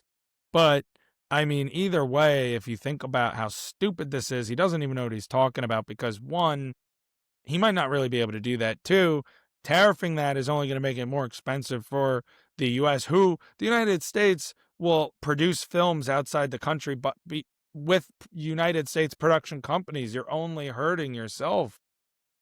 Yeah, that is crazy. I mean, I don't even know what the purpose of doing that would be. Because it's to make Hollywood great again or some stupid shit. I don't know. But like, in There's reality, no logical reason. I know, like, there isn't, you know, and I mean, the reason why most movies aren't made on sets in Hollywood is because it's so fucking expensive Right. with the different tax codes that come in the film industry.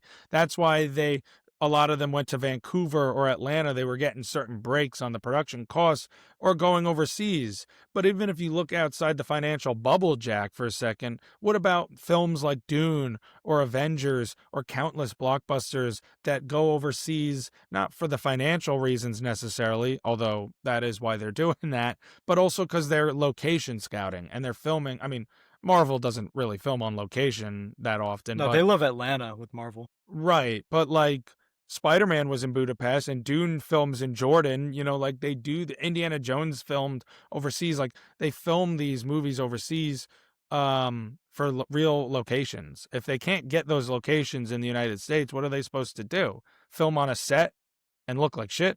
Yeah, right. At least they don't film in the volume anymore. I'm glad some movies are getting rid of that shit. Yeah, no, that's actually such a really good point. That it would be bad. It looks awful. Go back to the volume if this shit goes further.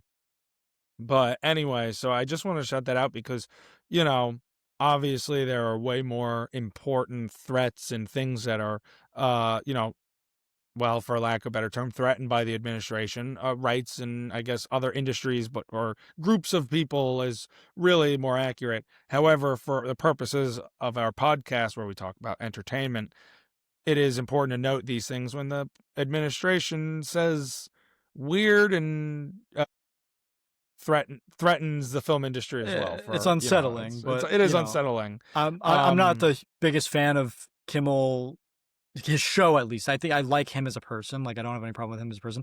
I just don't love his show, but I'm glad he's back and he's raking in those numbers. Well, and the biggest thing for Kimmel too is he to wrap this up is he like thanked you know, even people who don't like him that still kind of came out and said, hey, this isn't right. And the government shouldn't be weaponizing kind of branches of itself, Yeah. for these purposes. This is a direct threat. I mean, even fucking Ted Cruz came out and said it was wrong, and Candace Owens and people of the such. Yeah, I And saw he made those. sure to kind of go out of the way and thank people like that as well on his show. And I thought that showed true unity more than the president will ever show. And it's proof that, whatever your crazy politics may be, like, it is unsettling, and it is not right to see the government utilize its branches like that and threaten free speech. You don't have to like Kimmel, but he deserves to have his show on the air as well as Greg Gutfeld and anyone else. Yeah. Um, yeah, no, I'm with So you. that's that. I just wanted to give an update for everyone since we talked about it and we were behind. But Kimmel's back, and I don't want to say all is well because it's not, but at least we were able to, people were able to rally together and kind of say, like, this isn't right and we need to push Disney and ABC to make this right. Yeah. So towards the end of this episode, our discussion is coming to a close, but we have some new movie announcements that we got some details on. So the first one I wanted to talk about was The Social Reckoning, which is the sequel, and I want to put sequel in quotations, but it's like a direct sequel to The Social Network. This is weird, right? Yeah, all right. I'm not vibing with it. So I Me wrote neither. down why exactly. I wrote down, you're right. The Social Network sequel. It is titled Social Reckoning.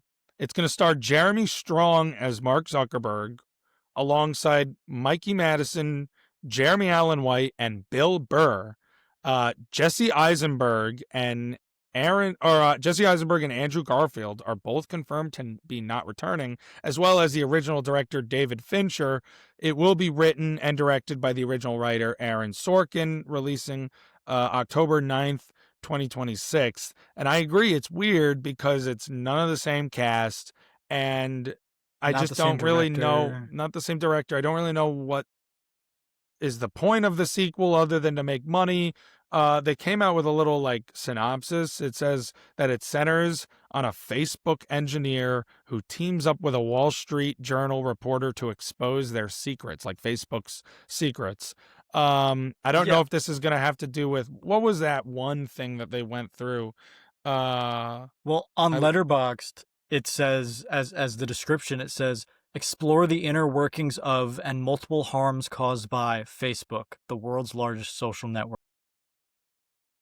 Yeah, so I was Very wondering if vague, but I'm imagining that the film is going to be about the Cambridge Analytica scandal in 2018. yeah, Um, that makes sense. do But you remember like, that? yeah, well, that was when he was on trial. Yeah, Mark Zuckerberg was on trial for a while. the Cambridge Analytical what is it? Cambridge Analytical or Analytica? Cambridge Analytica scandal was basically like Facebook was using like people's data for political targeting, and like that's what he was being accused of. That would Um make sense if that's what the movie's about, but I don't see how this is a sequel in any sense of the term. Just make a movie about that. it's not. Yeah, I agree. It's It's been not a long enough where you can sequel. make another Facebook movie and not have it be even related to the social network. Right. It's weird for them to make it related and not have it be the same people. And I agree because here's an example of it. There's multiple movies about Steve Jobs. There's Steve Jobs. Didn't There's two come out in the same year? Yeah, Steve Jobs and like Jobs, I think, or Yeah, something like that. Or maybe there was another one that was even a different name. But like, there's a lot of them, starring different people playing Steve Jobs, and it's yeah. fine. They're not Um, sequels. they're not sequels, they're not related. There's no Steve Jobs, cinematic universe. So I just yeah, the SJCU, like it Yeah. doesn't exist. So I don't know. Like it's weird to me. And for what it's worth, I think Jeremy Strong is a great choice for Mark Zuckerberg. I think he's going Yeah. to play him well. Is it a little bit of typecast? Kind of, but like I think he'll be able to get all the quirks and like niche kind of like traits I'm that Mark sure Zuckerberg he'll be has, great. personality traits. So like I do think it might be a really good movie. I just think I agree. It's weird that this exists But it's in also this way. it's hard because making this a sequel is automatically comparing the original to this one. Like, if you have a Facebook movie that comes out and then 15 years later another one comes out, sure, people are gonna be like, well, this one was better, this one You're was gonna better. compare it anyway, yeah. Exactly, but it's not gonna be as like, people are now gonna be like, well, Jeremy, whatever, what's his fucking name? Jeremy Strong.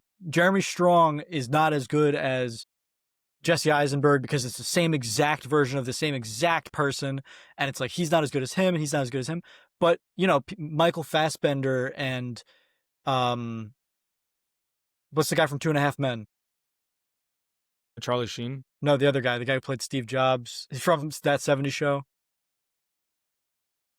Oh, Ashton Kutcher. Ashton Kutcher He's and not Michael from Fassbender. Forgot he was in 2.5 Men. I don't know why that was the first thing that came up. Why not that '70s show? I don't Yeah, know. what the hell? Ashton Kutcher and Michael Fassbender both played Steve Jobs in the same year, and sure, people compared them, but I think there was the argument that you could be like, these are two different takes on two different types of stories. But for them being set as sequels, they're gonna be like, yeah, this is the exact same take on the exact same story, the exact same person. One's better than the other. It's not the same take. It's not the same. That's the thing. It's not the same story. Well, They're not going to tell the same story in the right, sequel. I know, but I mean, like, we just don't know what really it's a continuation of the same story. Right. I know. I see what you're saying. Instead of it being like two versions of this character or person, it's like two people trying to play the same take of the character. That's what I mean. Yeah.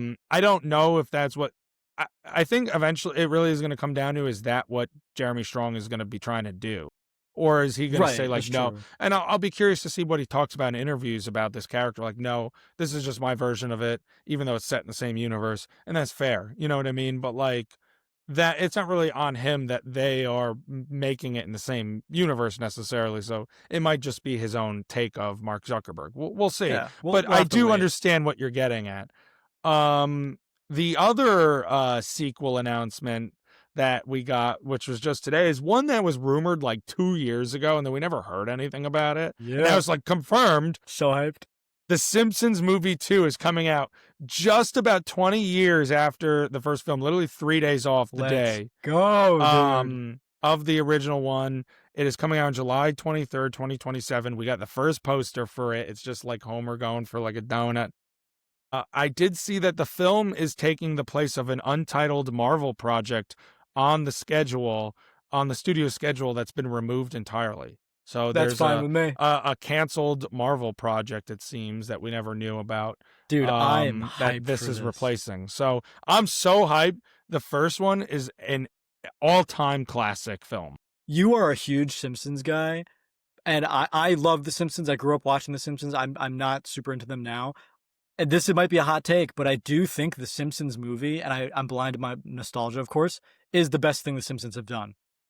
I think it's better than any episode. I think it's my favorite because that's what I used to watch. I used to watch the Simpsons movie every time I got into a long car ride, every vacation, every time I went to my grandparents' house, the Simpsons movie was on. And I'm so hyped for the second one. I think that's fair for it to be your favorite. I don't think it's like the best or like the best thing the Simpsons ever has released personally. Sure, yeah, okay, but it is my favorite. But that's fair because it's from our childhood, and there's that nostalgia factor where it's like that's the thing that really got you into that show is 100%. The movie. Yeah. And so I understand that, but to me there are some of like the early-ish, not season 1, but some of those earlier seasons of The Simpsons to me is their best work personally. You don't watch Treehouse of Horror? I mean, I love Treehouse of Horror, of course. I watch it all the time. Yeah. Well, I don't know if I watch all of them. I don't know. But I'll watch like the new 40 one. of them or 50. Yeah, I don't know if I'll have time because this year I have, and I will say, and I'll share it not tonight or today's episode, but in the coming weeks, like this year's the season schedule for me for what I'm watching for spooky season because I always plan that in advance. Not like advance, but like the last week or two of September, I'll start to be like, what am I watching this month? Like for October, like what are we doing? Yeah. So how do you feel about The Simpsons 2? I mean, like, is there any way they can do this wrong? I just feel like whatever they make is gonna be spectacular. I wouldn't say that they can't mess it up. They have such a good track record, though. Disney, to me, with Disney having an IP, they can mess anything up because they didn't have the Simpsons movie in 2007. I know, but even all the Disney produced episodes are good though. I mean, not all of them. I don't know. I haven't seen all of them, but I've seen a couple and I liked every single one. Right. No, I'm not like nervous about it. I am very excited, and this is a long time in the making, and it's really funny because in the what's it called? In like the thing in the beginning, the theme of the movie, he's writing on the chalkboard, Bart, in the school, the classic gag. Yeah, yeah, And yeah. he's writing, I will not wait 20 years to make a sequel. And this movie's coming out 20 years after the first I one. don't even remember It's that. it's such a Simpsons joke to make. That's hilarious. And so like, no, like, yeah, obviously I'm always gonna be a little worried when Disney has control of the IP. Are they gonna do it right? Are they gonna do it justice? But I am very excited. I think this movie's a long time in the making, and I think it's going to do absolute numbers. It's gonna be awesome. I'm so excited. I can't wait. I think Matt Groening will make a great story. Yeah, I'm glad. I'm really happy that it's in theaters and not a Disney Plus release. Is that confirmed? I wasn't sure. Yeah, well, I mean, I saw a It tweet. didn't like specify. I wasn't sure. Do you know the account on Twitter or Instagram discussing film? Yeah, They're yes. pretty reliable. So, they tweeted that the first poster of it, and then it says in theaters July 23rd, 2027. All So, right, okay, that's sounds cool. pretty good to me. All right, to end this episode off, before we get into Seesaw, to really end this episode off, Yeah, Jack, it's funny how many segments you're like, all right, so we're going to wrap up with some discussion. All right, now we're going to really end this off with this. But all right, next we're going to end off with that. It's just funny to me. It is I know. And now we're going to end off this conversation with me leaving. No, let's do a round of verses. Yeah, it's been a minute. It's been a minute since we played a game. I love verses. Basically, for this one, I'm going to give you a category, and you're just going to have to pit two things up against each other until one is the final victor, bracket style, tournament style. So, my category for you today, Josh, it's a simple one. It's easy. It is characters you would want to date your daughter. Okay. Like, okay, that I would want them to, or that I wouldn't mind if they. The winners who you'd rather date your daughter. Okay. Because I'm going to give you two people and you tell me who you'd rather date your daughter of those two, and then the next two. And we're not going to be fucking weird. If it's, no, I'm going to tell you right now, not all these characters are human, okay? And not, your daughter's 18. Let's just say there's no crazy weird age difference. I was going to say, you're not picking like an old guy, and it's like, how old is my daughter? Yeah, let's just say your daughter's in her she's our age. She's 25. All right, so you just said 18. So she's above 18. Then you just said, and now you had to make it 25. So because 18 is basically a child. So 25, they can make their own decisions. They're 25. Fine, they're set in life. Fine. Okay, who would you rather date your daughter? Bowser versus the Joker. Are we talking Bowser from the movie or just Bowser in general? Bowser in general, the average, and same thing with the Joker, the average Joker. Because I was gonna say, like, all right, that's fair.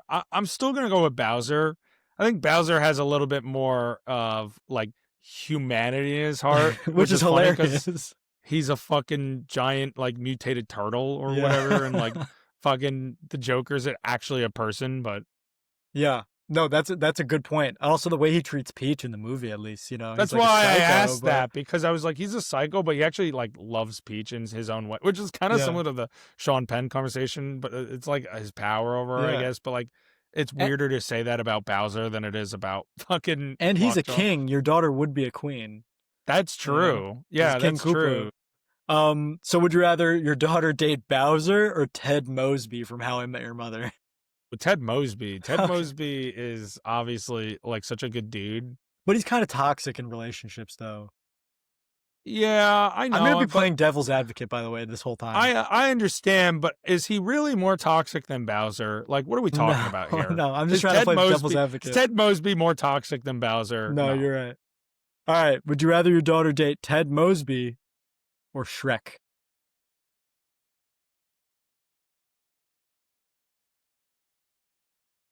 Well, it depends. Are we talking about Shrek like in the first movie, I'll or I'll Shrek tell you in this right like now. the fourth movie? If it's a You know? character with only one version of them, like Shrek or like Ted Mosby, it's the last time we saw them. All right, then I'm going Shrek because by now he's much more of a family man, and Yeah, like he's an ogre, but at the whole point he's like he is who he is for himself, and like he would I know he would accept my daughter for whoever she is, like her true self. that's so So, funny. Shrek over but Ted like, Mosby. well, like if it was Shrek in the first movie, I'm going Ted Mosby because like Shrek Yeah, is an asshole in the first movie. but he treats Fiona very well. Yeah, I know, but like I feel like he needs to do a lot of growing up before he can date my daughter You're right. versus Ted Mosby, who's like, you know, Ted Mosby has a bit more of a stable, more consistent emotional maturity versus like Shrek really grows his emotional maturity. You're So, right. You're right. Shrek versus Walter White. all right, Shrek. No Fuck that. question. No Okay, question. I don't want my daughter dating a fucking meth fucking chemist. bro, he's got millions. Come on, dude. Dude, yeah, he ends up getting shot and killed. No, thank you. All right, Shrek versus Ethan Hunt. Ooh. All right, hear me out. I'm gonna Okay, say Shrek. I'm. I think that's fair. And it's not that I don't think Ethan Hunt wouldn't care, but it's actually exactly what we were just talking about before, where she is better and safer when she is not with him. Right, And because I he's think out saving the Ethan world. himself, if he really cared about my daughter, he would feel the same way. Yeah, that's So great. That's a great way to put it, I would pick Shrek. dude. Just This is because crazy. I would honestly I should pick Ethan knowing he would make the right choice though to not Yeah, be but with then your her. daughter's like alone and Well, sad. she's with that other guy. I don't Then know she who gets with like Shrek anyway. yeah, she gets with Shrek anyway. So She finds a swamp. All right, imagine Shrek sweeps this whole thing. That'd be hilarious. And then, by the way, that's because I want to date Shrek. when when you have also you have to think about yourself too, because this guy's gonna be coming over to your house for dinner. You know, he's gonna be with you and your wife. Like Shrek versus Obi-Wan Kenobi. Um. Well, the last time we see Obi-Wan Kenobi, he's old, and then he gets fucking killed All by. right, we're doing prequels Kenobi All right, now we're okay. because we do see him that over the span of like 60 years. So. I know that that's what you were going for, but it's funny how you have to move the goalposts to make it work. Yeah, By only each for him though. round. Everyone else. I'm still. This is tougher, but I have to go Shrek because Obi-Wan Kenobi, he above any other Jedi sticks to his like the code of like, you know, I can't fall in love. Like I just feel like she deserves someone like Shrek who's like not going to care more about something like that. Like Shrek, it's like I'm gonna be there for you. Like Obi-Wan Kenobi's code is most important to him. You're a good dad. I Yeah. also think Obi-Wan Kenobi's probably the best dude on this list, just person-wise, at least so Well, he's far. a great person. Well, yeah, him and Ethan Hunt, I Yeah, guess. but you're In right. Both terms of them have obligations where they they have can't. obligations where it's like I can't pick them because that would just put her in more danger. Shrek versus Patrick Star. Can't believe fucking Shrek is still in this, but I obviously have to pick. Dude, Shrek is actually going to sweep this. This is crazy. This is crazy. I'm picking Shrek because Patrick Star doesn't have a job and he's lazy as shit. He's probably going to forget that. Dude, and when I saw the episode when Patrick and SpongeBob are taking care of the clam, no way. No way. Yeah, dude. After seeing how much work, like, fucking, he's like, oh, thanks I get for working overtime, and he's just sitting there He's such fucking a watching dick. TV. No way, he's a terrible dad. I'm not making my daughter go through that. Shrek versus Sokka from Avatar. All right, but like, are we are we talking about Sokka when we see him in Korra when he's like an No, because that's adult like a now? flashback. He's dead at that Right, time. so I'm picking a teenager for my 25-year-old daughter to date. He's like a kid. Okay, in fine. Avatar. Sokka from the flashback. Like, I don't think you thought some of these through. No, I didn't. I mean, you're picking an ogre, so It's so true, but I don't really have a choice. It's an ogre or like a meth chemist adult or like Sokka. or like a fucking spy. Yeah, adult Sokka, but you know how he is, you know. Yeah, I mean, adult Sokka's a good dude. Like, I actually might have to go. Well, wait, isn't he a good dude? It's been a He few is a years since good I watched dude, but he's Korra. still like a ladies' man, and he's kind of dumb, but he's a good. No, Yeah, he's but smart, you but know he's what? like he's goofy. he's also not an ogre, so I'm gonna go Sokka in this Yeah, point. Sokka's a But good dude, and he's adult Sokka, goofy it's and got to be fun. adult Sokka, not when he's a Yeah, kid. your daughter's gonna go to jail. Yeah, All right, I got a couple. I got three more. Sokka versus Sid the Sloth. I gotta go Sokka. I mean, one, he's a sloth, and two, he's also super lazy and he keeps sleeping. And she will need to be able to get up and like get the kids out for the migration out of the house. That's true. And he's just not gonna be up for that migration. So, But Sid took care of that human baby in the first one when Manny didn't want to. yeah, but Sid was like ready. Sokka And the dinosaurs in the third one. He raised those dinosaurs. Who's to say Sokka? Yeah, I know, but like they, you know, yeah, that's a good point. But I'm still going Sokka. Fair. Sokka versus James Gunn. James Gunn isn't even a character, really. What the fuck? What do you Does think? James Gunn have kids in real life? I don't think so. I mean, I guess James Gunn, because like he's got to have more money than Sokka, right? 100%. Like, he's a very successful filmmaker. Seems like And a like, chill guy. What's her name? Jennifer Holland. She seems pretty She happy. seems happy, yeah. Like, I don't know. I'll take James Gunn, I guess. Okay, not bad. And then the last one is gonna be it's gonna be James Gunn versus our buddy Crosby. No, I'm going James Gunn. I'm sorry, Crosby. You are not dating my daughter. I do not care what you say. I was hoping you would say that. I am not. No, I actually think I would pick. I'm picking Shrek. I'm going back to Shrek. Crosby, you're not allowed to go near his daughter. Dude, Shrek. There's a chance that, look, at least Walter White is trying to make money to like make sure my daughter is like a safe future. Yeah. Like, yeah, that's true. He's doing his best. Crosby, I love you, pal, but no. But until you're the head of DC Studios, you're not dating his daughter. Until you make Superman, you're not fucking dating my daughter. So Shrek had a generational run, but the winner was James Gunn. But wait, so Shrek is the Gauntlet winner though? The overall winner is James Gunn. Yeah, like who won at the end of the Gauntlet and who had the biggest streak? James Gunn won at the end of the Gauntlet, but Shrek had the biggest streak. Shrek defeated Walter White, Ethan Hunt, Obi-Wan Kenobi, and Patrick Star. Yeah, I mean that, and Ted Mosby. Are you surprised that Shrek had that long of a run? Yeah, I really thought you would have taken Ted Mosby and ran with him, but you went Shrek, and you were like, I also thought Obi-Wan Kenobi could get you as well. No, just because of the code. Yeah, and that's valid. Code. That's good. You thought of all the angles. All right. Well, that was actually a good category. That was fun. I love this game. This is one of my favorite games. Yeah, it's a good one. So, all right. Well, that brings us to our real, actual end of this episode. Guys, this is the last thing in the episode. We promise. Oh, but wait. What you see saw? We're gonna say something we saw and something we want to see. Jack, I want to use the coin method, but it's not gonna be Marty or Willie. It's gonna be Abe, and it's not a dollar coin, but it's just because it's a special occasion. Is it what I'm looking at? What? No, it's not that. It's not the magnet. Killian got this at one of the gift shops in DC for me and was like, I'm only going to buy this for you if you use it on the podcast. So I'm going to use it this one time. We're going to always use Marty or Willie, but I want to use it this one time for Killian since he got it for me. Shout out, Kill. And that is the Mega Penny. Damn, she's thick as hell. As a big penny. Look, you can see the reflection of the film of us on the penny. That's funny. Look at you. Yeah, I'm handsome. Yo, that's actually crazy. If you're listening on Spotify, you miss out. I'm gonna try to fucking flip this. Yeah, good luck. It's gonna fall on the floor. Then I'll just let it. And sorry if you're my downstairs neighbors. You probably don't listen to this, but if you're my downstairs neighbors and you listen to this, I'm sorry. They're our biggest fans. I'll let you call it. I'm going heads. I love heads. Heads. Go. Heads. Yeah, baby.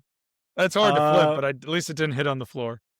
So something that I want to see is The Smashing Machine, which I want to see next weekend. I'm super excited for Dwayne Johnson's performance in that. I'm really excited to see how that goes and how that reflects um at the awards season during the awards season. And I heard that Mark Kerr, the guy who the movie's based off of, was praising his performance, Dwayne Johnson's performance. So I'm very excited for that. It was a quick see. What I saw was The Accountant. I saw that recently, and that's also part of what I want to see is The Accountant 2. That's the reason I saw The Accountant, because I wanted to see the second one. Have you seen The Accountant? No, I haven't. I really do. You know what The Accountant 2 is about? Have you seen the trailers for that? Not much. Okay. So I saw the trailers for The Accountant 2, and I thought, wow, that looks really good, and it has good reviews, and the first one has good reviews. So I wanted to watch the first one. There's a huge twist in the first one that if you know even for one fraction of a second what the second one is about, it spoils the twist of the first one, which is very annoying because I'm trying not to include that in how I rate the movie. I give the movie an 8 out of 10, but knowing the But you twist. include that for Get Out. No, for Get Out, I've seen the entire movie in TikTok clips, pretty much out of order. That's what was my problem with Get Out. There's nothing surprised me. This had some cool moments. Also, Ben Affleck is a fucking Hulk in this movie, and it makes me wish we had more Ben Affleck Batman because I love his portrayal of Batfleck. I don't like how he kills people, but I love the suit. I love the way he looks. I love the way he moves and talks and acts. And this movie just cements the fact that we could have gotten a great Batman out of him if we had more movies. Yeah, it is pretty crazy that he played Batman for as long as he did and never got like a solo film. Yeah, I know. I mean, he was in 3 movies, 4 movies, which Well, is crazy yeah, but it because he was was in, the Batman vs Superman, Justice League, The Flash, Wonder Woman. He's in a lot of shit and never got his own thing. isn't he in the second in Wonder Woman 1984 at the beginning? Oh no, I'm thinking of The Flash. Yeah, that's The Flash, and he's at Um the end of the original Wonder Woman. yeah. And he's also technically and then there's the Snyder cut version too. Yeah, The two which different just is basically 5 whole movies as Batman and never yeah. once got his own movie. So that's a disappointment. But anyway, The Accountant is really good. So it just made me wish we got more Batfleck. Sure. Yeah, no, I feel the same way. I mean, I've put the DCEU, excuse me, to rest Yeah. in my head, but like yeah, looking back that would have been cool. All right, well, those are good choices. On to my seesaw. Something I saw this week is a totally different direction kind of film. I saw the film Autumn Sonata. I didn't see a lot because I was on my trip, so I watched Autumn Sonata this past week. Uh, Ingmar Bergman's melodrama from 1978. It is basically, it's kind of related a little bit thematically to One Battle After Another in terms of fractured relationships between a parent and a child. Basically, it is about a mother who was a this very successful like celloist or whatever instrument she played, or like pianist. Oh, she was a pianist, a classical pianist. And basically, like after not seeing her 2 daughters for 7 years, she travels back from the United States to Sweden to reunite with them.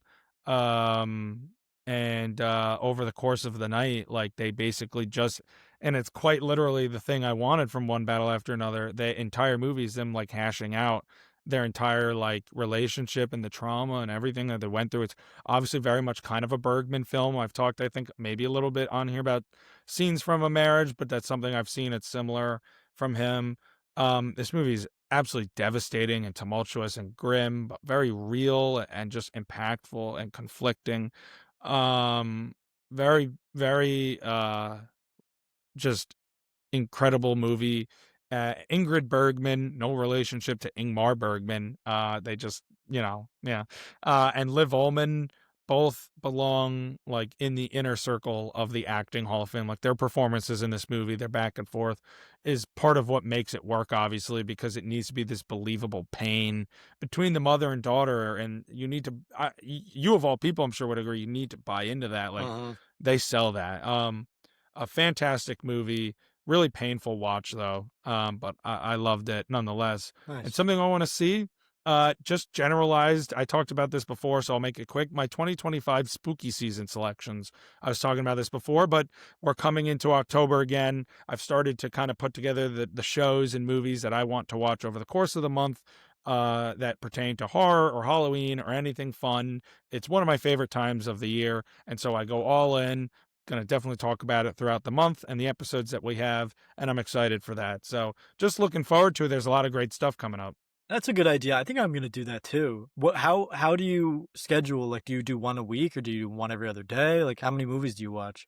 Well, I don't really do like a specific time. I just gather like I'll say these are the ones I want to watch. Like I have a friend named Muna. I don't know, you know my friend Muna, and um she was like, she has this tradition basically, and it's a fantastic one every year of like doing all the like 30 days, like or 31 days, like every day a movie, and like there'll be sequel Sundays and all these cool That's little cool. things. And it's been going on for years, and now she takes like recommendations of like what should we watch this year, and so I always try to throw in a few that I want to see on the list. I got a couple in on the list, or I got one on the list that I clocked this year from Okay, hot what I shot. watched All right. last year, REC, which was actually a really good movie.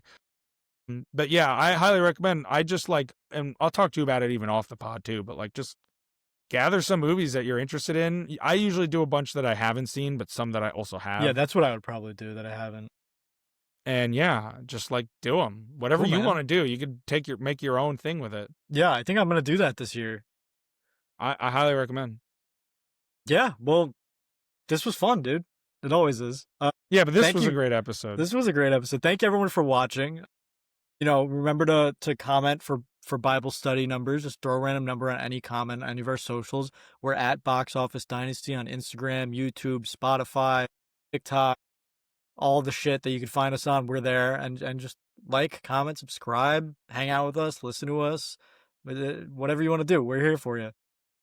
Yeah, and check us out on our letterboxes. You can find it in, if you venture through the our Instagrams, like we're out there. We'd love to connect, and we love doing this. And yes, and in 2 weeks we're going to 2 episodes, I should say.